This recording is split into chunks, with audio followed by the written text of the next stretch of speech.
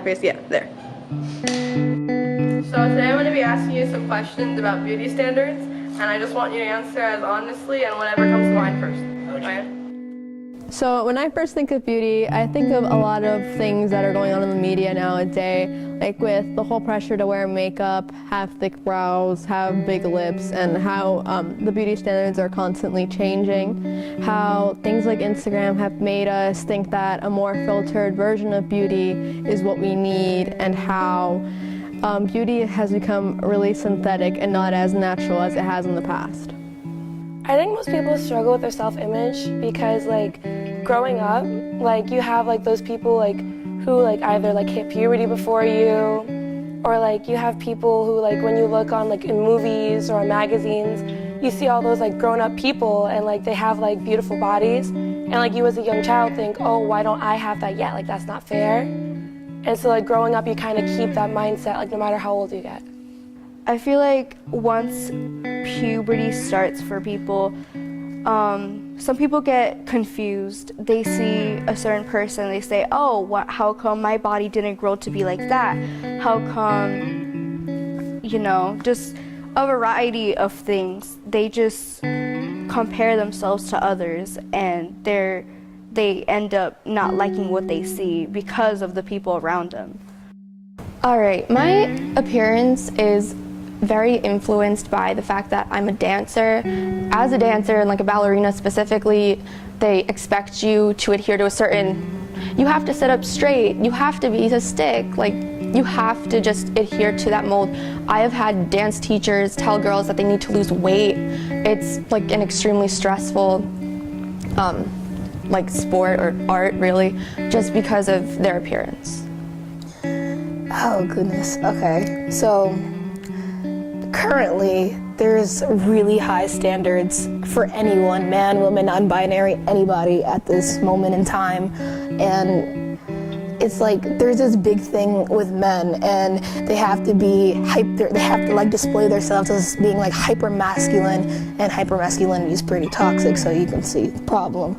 And then you have women, and they're supposed to either be over sexualized, or you see Instagram models and the Instagram makeup models, and then you go on Tumblr and then you see like the aesthetic blogs with like the skinny white girls with their legs crossed with some tea.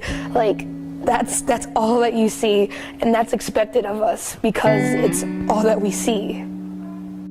I think that what influences my appearance mostly has to do with my cultural background and my religious background. I think with certain people that come from religious backgrounds, there's a certain pressure to dress more conservatively, to dress more with clothes that aren't tight-fitting, shirts that aren't tight, and like skirts that aren't really like short. It has to be really conservative, really like old-fashioned, and just hiding your body.